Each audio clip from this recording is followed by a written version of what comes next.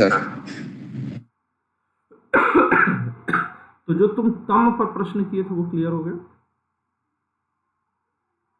जी sir, बिल्कुल clear हो गया। चलिए, आइए फिर और आगे बढ़ते हैं हम लोग। अब जब प्रेम और मोह की बात आई तो जरा एक दोहा लिखते हैं। दोहा वगैरह पसंद है? शेरो शायरी टाइप की चीज? जी आश्रम सर। की क्लास हो, कुछ साहित्य की बात ना हो तो गड़बड़ है।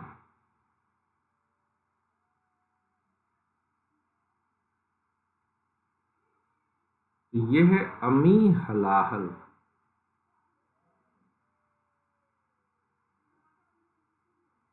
मद भरे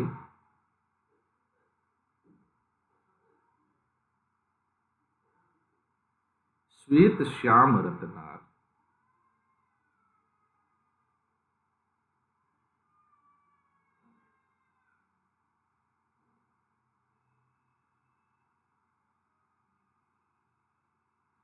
अमी हलाहल मद भरे श्वेत श्याम रतनार।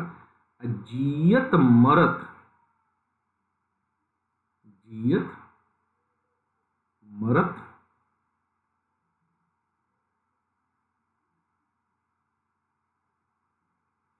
झुक झुक परत।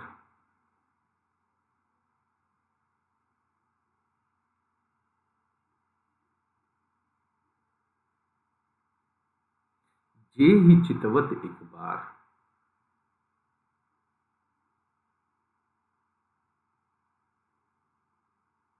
जे ही चितवत एक बार, है ना? अमी हलाहल मद भरे। अमी शब्द किसके लिए इस्तेमाल किया गया है यहां पर? अमी शब्द है,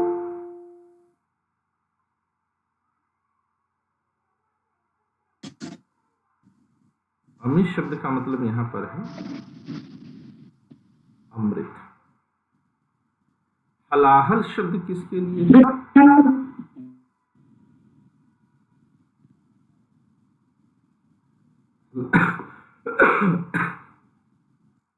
हलाहल शब्द जो है वह विष के लिए है, जहर के लिए।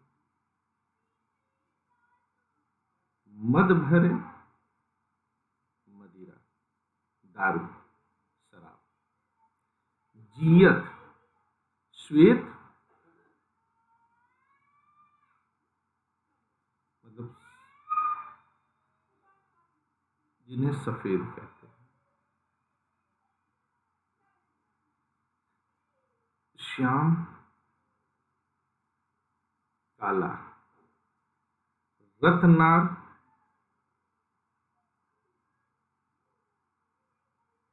लाल रंग, रक्तवर्णीय लाल। आगे कहते हैं जियत, जिए मरे झुक झुक पड़े, परत पड़े। जे ही चितवत, चितवत का मतलब देखना एक बार। तो ये किसी नायिका के गुणों के बारे में बात हो रही है।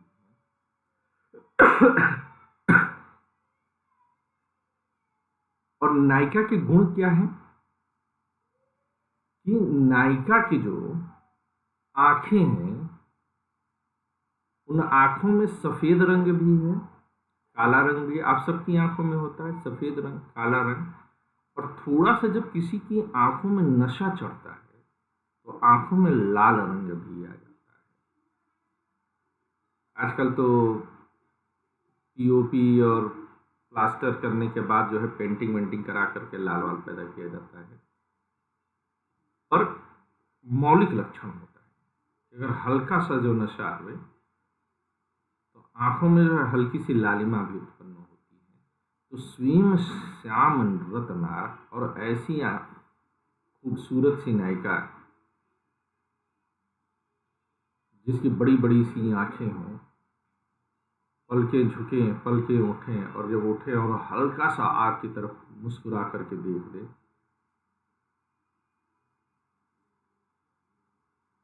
तो फिर आप जी नहीं पाते हैं।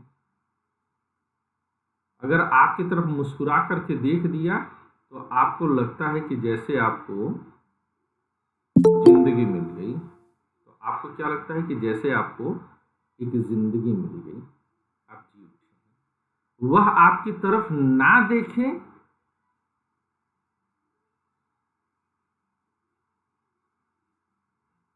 तो आपके लिए मरने की स्थिति पैदा हो जाती है। और अगर उसने आपकी तरफ देख करके नजरें झुकाई तो आप खुद भी लड़खड़ा पड़ते हैं। वो झुकेंगी, उसकी नजरें झुकती हैं तो आप खुद जो है झुक पड़ते हैं। तो जियत मरत झुक झुक परत, जे ही चितवत एक बार। जिसको कि वह नायिका एक बार देख ले वह जीता है, मरता है। अब इसको जो है कैसे समझेंगे? तो अब ये उस खूबसूरत नायिका की कल्पना कीजिए आप, ठीक है, कि कैसे जो है वह प्रकृति के तीनों गुणों को यहां पर समेटने की कोशिश है, ठीक है।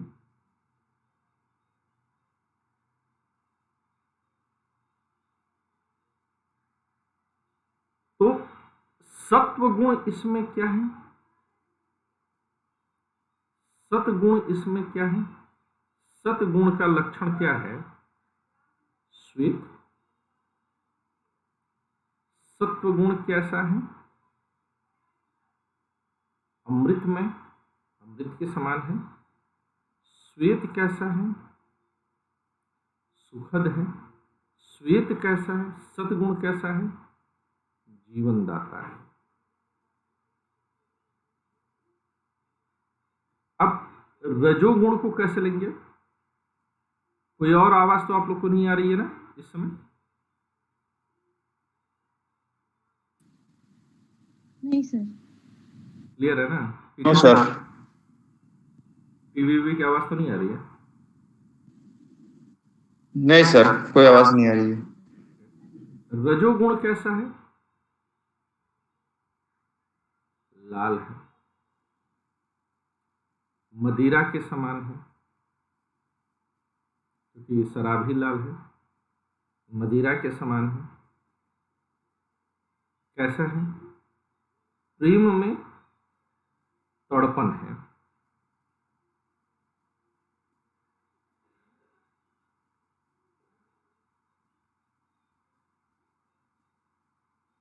झुक पड़ना।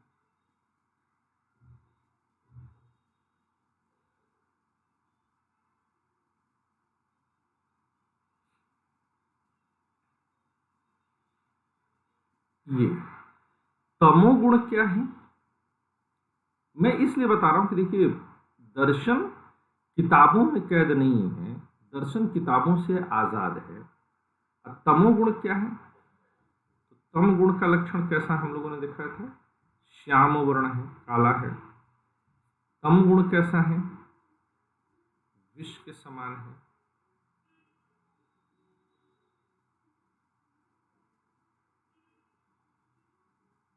कैसा है? मोह है, मूर्छा है,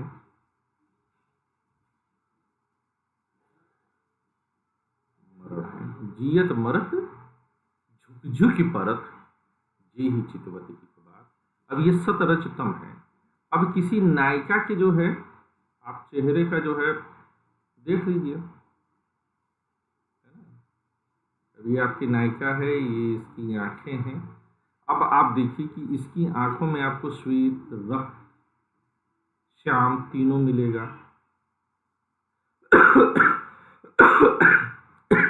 किसी को उसकी आंखें कतई जहर लगती हैं, तो किसी को उसकी आंखों में अमृत दिखाई देता है, तो किसी को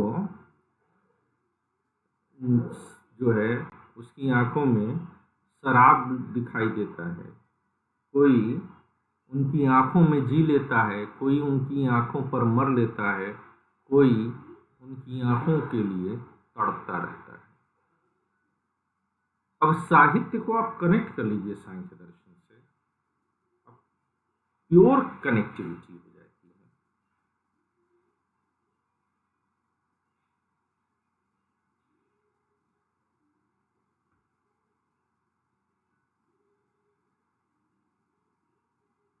ठीक है ना?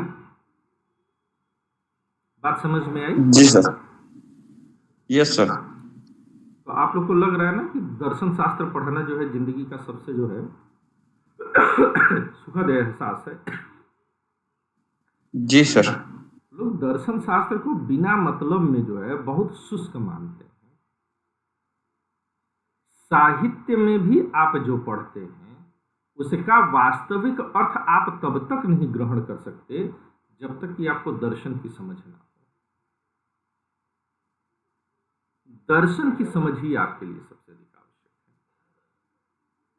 दर्शन नहीं समझे तो साहित्य भी नहीं समझेंगे, दर्शन नहीं समझे तो विज्ञान नहीं समझेंगे, दर्शन नहीं समझे तो आप गणित नहीं समझेंगे, दर्शन नहीं समझे तो आप समाज शास्त्र नहीं समझेंगे, दर्शन नहीं समझेंगे तो राजनीति शास्त्र नहीं समझेंगे। यही सब जब बिना दर्शन के होते हैं तो वही मदनी जैसे, सुधांशु त्रिवेदी जैसे, उनके आकाओं के जैसे आप व्यवहार करते हैं। इसीलिए भारत में पूरा एक प्रयास किया गया कि दर्शन शास्त्र को मार दिया जाए।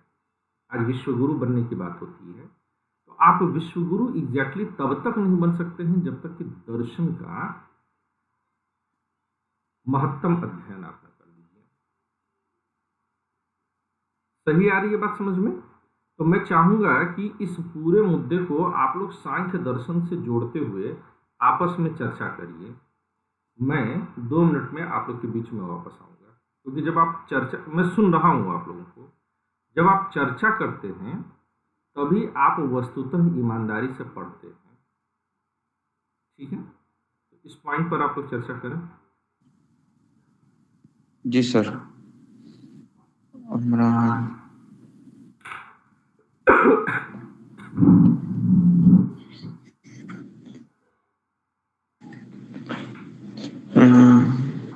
अमरूद।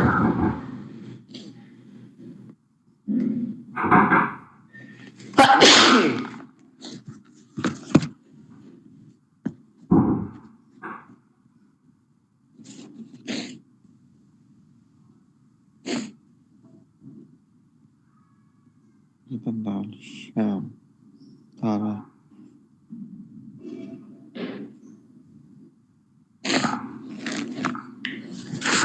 अमरूद। तो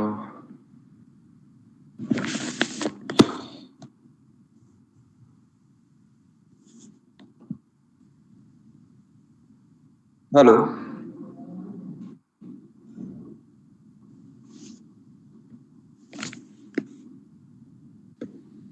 क्या बोल रही? मैं तो चर्चा कर नहीं सकती, अनु से ही की।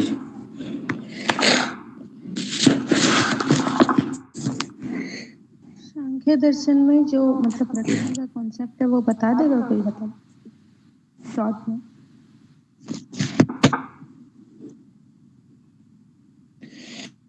प्रकृति का मतलब यही है कि आपके जैसे सिंपल सी भाषा में बोले कि क्या बोल रहे हो आपने, चेतना के बिना प्रकृति में चेतना नहीं होती, और जो हमारे आसपास जो चीजें हैं, जो बनी हुई चीजें हैं, वो प्रकृति है, जिसमें चेतना के बिना हम जो देख सकते हो, या मतलब कि जो प्रकृति है उसमें चेतना नहीं होती, चेतना के बिना देख सकते हैं हम। जो जो इंसान है, जो जिसमें चेतना है, वो इंक्लूड पुरुष में इंक्लूडेड होती है। तो इसके कारण हम क्या बोल रहे हैं,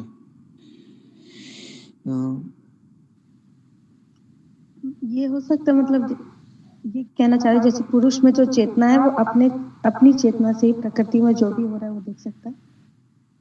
हाँ।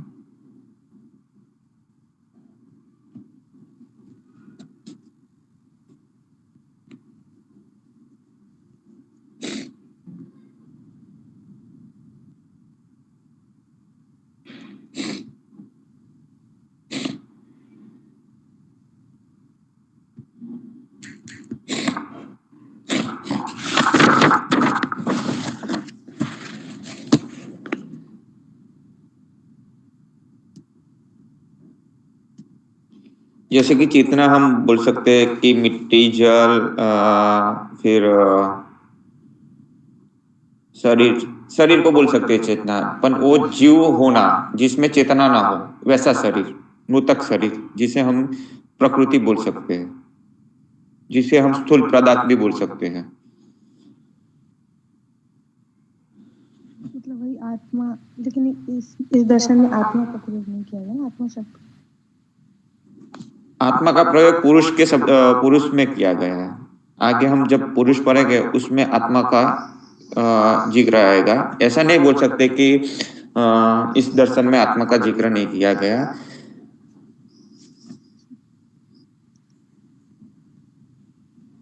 जैसे हम आगे जब पुरुष को पढ़ेंगे वहां पे आत्मा का हमें जिक्र आएगा, क्योंकि चेतना, जैसे ही हम प्रकृति पढ़ते हैं, प्रकृति में इंसान को रखते हैं हम, पर जब इंसान कोई इंसान होता है उसमें चेतना का चेतना होती है। जो चेतना होती है वो उसको पुरुष हम बोलते हैं। तो वो पुरुष कैसी चेतना होती है, अपने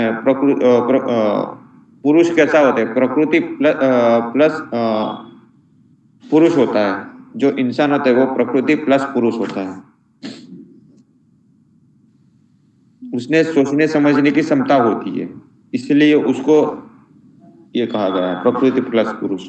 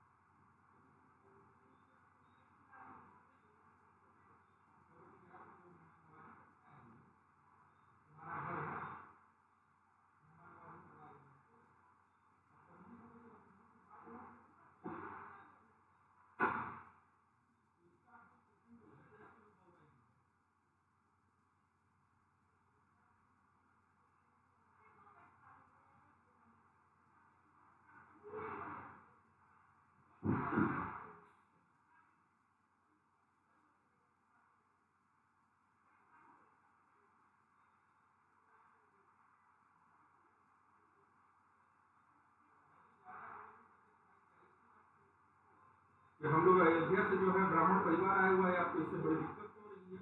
आप यहाँ पर हिंदू मुसलमान करना चाह रही हैं, वो लोग दूसरे दिन से नजर आएंगे।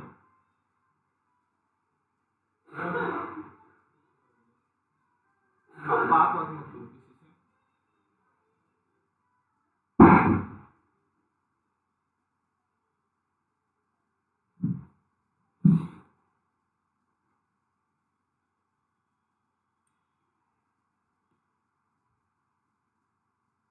हेलो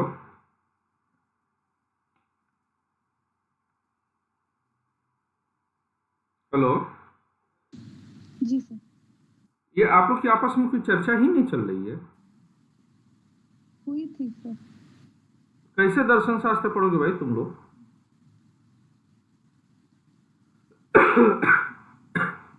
प्रकृति का कॉन्सेप्ट। सर मैं थोड़ा लेट से ज्वाइन करी ना, तो मैं समझ ही रही हूँ चीजों को। तुम तो बेटा हमेशा लेट ही ज्वाइन करती हो। सर मेरा कंफ्यूजन अमृत में है, तो वही चीज मैं निधि से क्लियर कर रहा था। ये चीज क्योंकि सांख्य के अंदर अमृत कैसे, वो समझ में नहीं आ रहा है। उदाहरण है बेटा, जैसे अमृत जीवन देता है, अमृत बढ़ाता है। अगर अमृत पी लोगे तो तुम्हारी गति कैसी होगी? जीवन की होगी ना, तो सत्व गुण जीवन का परिचय कराता है। ये सब उदाहरण है। Okay sir. माइक ऑफ करो। सर जीवन होगा वो पुरुष के शब्द में लिखा गया है ना, कि प्रकृति के शब्द में लिखा गया है? प्रकृति पुरुष पहले तो तुम दो मैं बोलूं कि ना बोलूं? सर बोल लीजिए। ये दो आईडी तुम्हारे यहाँ चल रही है। नहीं सर, एक ही आईडी है मेरी। मेरी आवाज मुझे क्यों मिलेगी? मैं फिर से ज्वाइन करता हूँ सर।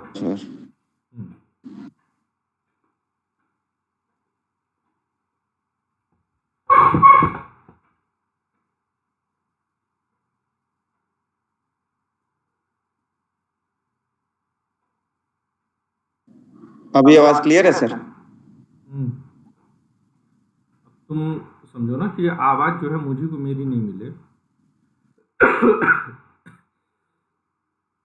अब यहां पर प्रकृति और पुरुष नहीं, सब कुछ प्रकृति है। प्रकृति में तीनों लक्षण हैं, प्रकृति में तीनों गुण हैं। तो अमृत भी प्रकृति में है, विष भी प्रकृति में है, और मदिरा भी जो है प्रकृति में है। तीनों हैं। तो ये जो नायिका बना करके दी थी, ये क्या हुई फिर? ये नायिका प्रकृति को जो है प्रदर्शित करती है, पर नायिका ही प्रकृति है ये समझ लेना मूर्खता है। एक उदाहरण दिया है ना, कि मान लो कि एक बस जा रही है, बस में एक यात्री बैठा है, तो आप सड़क के किनारे खड़े होकर के उस यात्री को देखेंगे तो चलता हुआ दिखाई दे रहा है, बस में बैठेंगे तो वो आपको स्थिर दिखाई देगा। तो अब कहो कि सब फिर कार में क्या होगा? एक उदाहरण भर लिया है। तो नायिका यहाँ पर प्रकृति का उदाहरण है, प्रकृति के तौर पर रिप्रेजेंट की गई है। Okay sir. जी सर। अब जरा आगे बढ़ते हैं।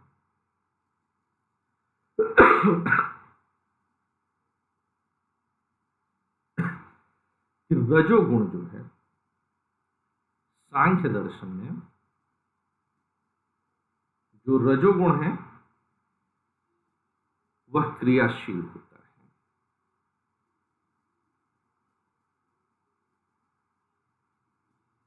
क्रियाशील होने की वजह से क्या होगा? निरंतर परिवर्तन होगा। जब कोई चीज क्रिया करेगी तो परिवर्तन होगा, तो निरंतर परिणाम होता है। परिणाम का मतलब चेंजेस।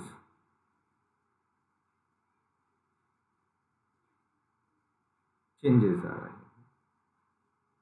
अब यहां पर यह जरूरी है कि यह रजोगुण किसमें है? प्रकृति में है, ठीक है ना?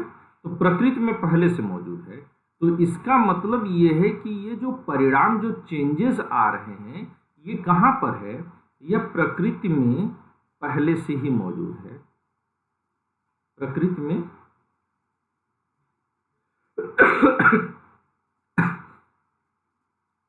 पहले से ही अस्तित्वमान है, बाहर से नहीं आ रहा है ये। इसको कार्य कारण सिद्धांत से भी जोड़ा जा सकता है ना सर? बिल्कुल बिल्कुल, पहले से ही अस्तित्वमान है। यही आपका सदकार्य, सदकारण कार्यवाद, ये क्या हो गया? सदकारण कार्यवाद हो गया। ये प्रकृति में साहब पहले से ही मौजूद है, पहले से ही इसका अस्तित्व बना हुआ है, यह बाद में नहीं लाया जा रहा है, ठीक है ना? और इसके कहने का मतलब भी यही है कि अगर प्रकृति में स्वतः परिणाम ना हो तो बाहर से लाया भी नहीं जा सकता है।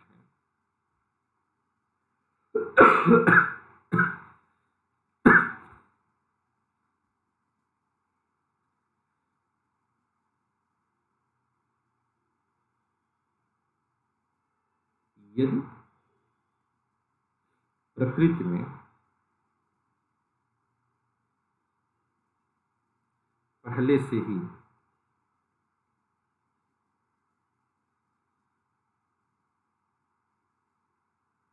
परिणाम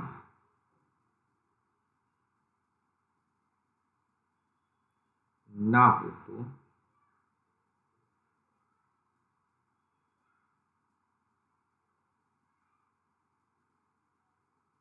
बाहर से लाया भी नहीं जा सकता।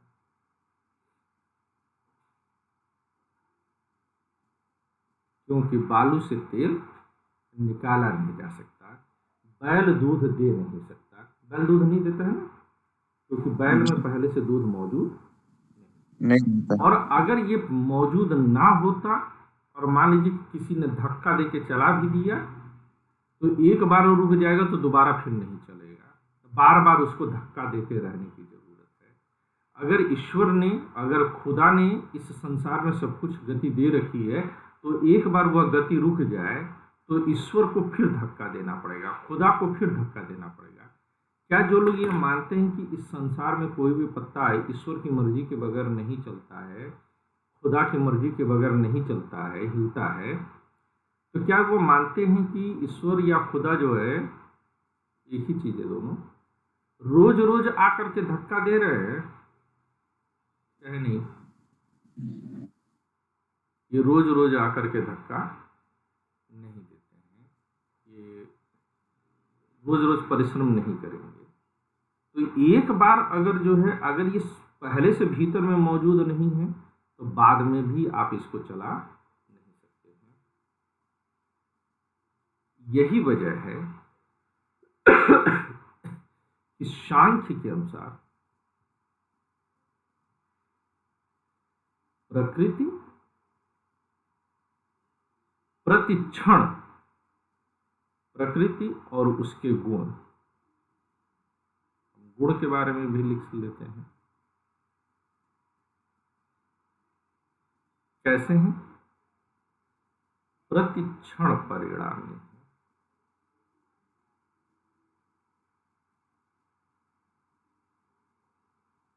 ये कंटिन्यूएशन में चेंज लाते हैं।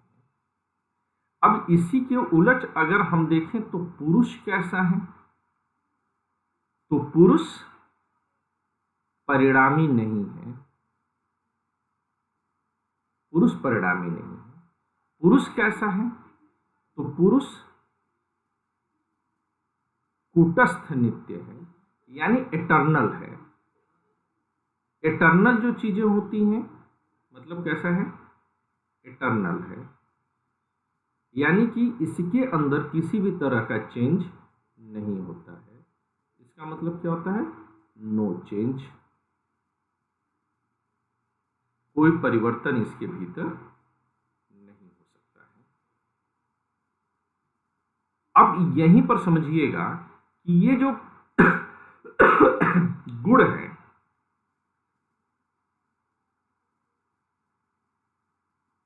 या इसको ऐसे मैं लिखता हूं, थोड़ा सा चेंज कर देता हूं आप लोग कि कहते हैं ना कयामत का दिन आएगा, तो कयामत का दिन कब आएगा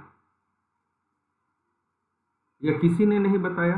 बट ये है कि सृष्टि के अंत में कयामत आएगी, यही ना परवेज?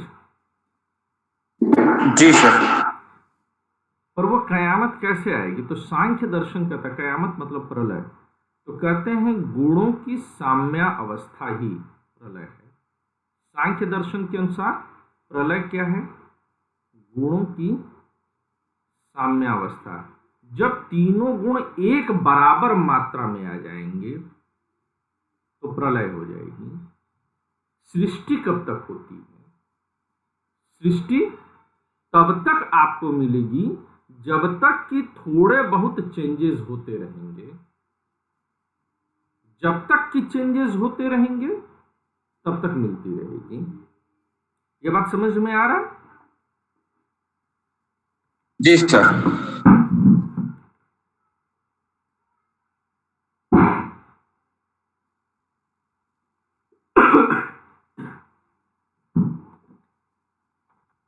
तो कई बार हमारे मन में ये भ्रम होता है, जब हमको ये बाबा टाइप के लोग पढ़ाते हैं, बताते हैं, तो ये कहते हैं कि तीनों गुण आदर्श की अवस्था में बराबर के रूप में आ जाने चाहिए। पर ये बराबर जिस दिन इस संसार में पाप और पुण्य बराबर हो जाएंगे, उस दिन ये दुनिया खत्म हो जाएगी। कभी ये ज्यादा, कभी वो कम, कभी ये कम, कभी वो ज्यादा, यही चलता रहता है। ठीक है ना?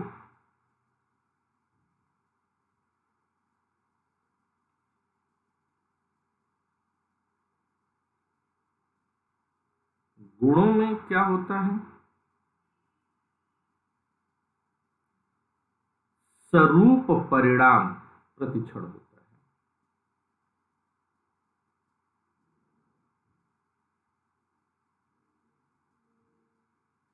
स्वरूप परिणाम का मतलब क्या होता है?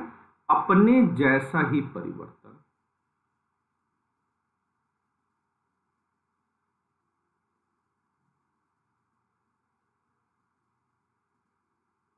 जैसे, इसका मतलब क्या हुआ?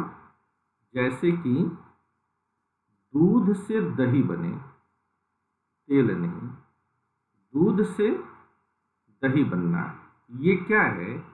यह स्वरूप परिणाम है। अब दूध से तेल बना दीजिए तो क्या होगा? विरूप परिणाम हो जाएगा। यानी कि अपने से भिन्न। आदमी के घर में घोड़ा पैदा हो जाए, गधा पैदा हो जाए तो विरूप परिणाम है। आदमी के घर में आदमी ही का बच्चा पैदा हो तो स्वरूप परिणाम है। ठीक है ना? जी सर। अब आइए, प्रकृति हम लोगों ने समझ लिया।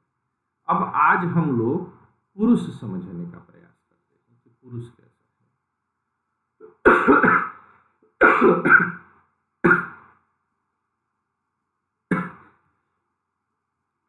पुरुष